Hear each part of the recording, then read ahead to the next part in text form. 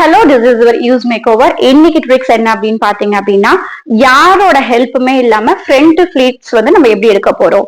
So like நம்ம வந்து எடுப்போம், ப்ராப்பரா வரவே வராது. அது எப்பேற்பட்ட சாரீஸா இருந்தாலும் சரி, பார்டர் நிறைய இருந்தாலும், சில்க் சாரியா இருந்தாலும், அந்த cotton sorry, what ever it's எதுவா இருந்தாலும் யாரோட ஹெல்ப்புமே இல்லாம நம்மளே ஈஸியா எடுக்க முடியும். அந்த ஹேக் தான் எப்படின்னு காமிக்க போறோம். ஸோ நம்ம என்ன பண்றோம், ஃபர்ஸ்ட் வந்து ஃபிளீட்ஸை வந்து நார்மலா விட்டுக்குங்க.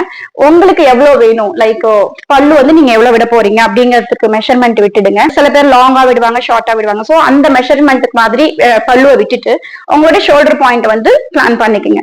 சோ ஹேண்ட வந்து இப்படி நீட்டிட்டீங்க அப்படின்னா உங்களுக்கு ஒரு பாயிண்ட் கிடைச்சிடும். அந்த பாயிண்ட்ல இருந்து இதை வந்து நீங்க இப்படி எடுத்துக்கிறீங்க.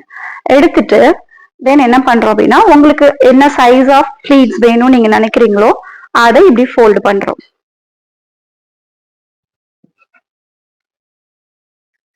நெக்ஸ்ட் ரிமைனிங் இருக்கு இல்லையா, அத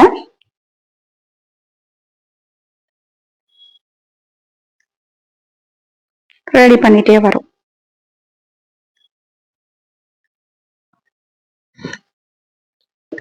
பாத்தீங்கன்னா உங்களுக்கு ஃபிளீட்ஸ் ஓவரால் வந்துடும்.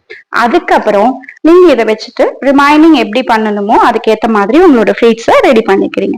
ஸோ இப்ப பாத்தீங்கன்னா உங்களுடைய டாட்டரோடையோ சன்னோடையோ ஹஸ்பண்டோடையோ யாரோட ஹெல்ப்பும் நம்மளுக்கு தேவையில்லை.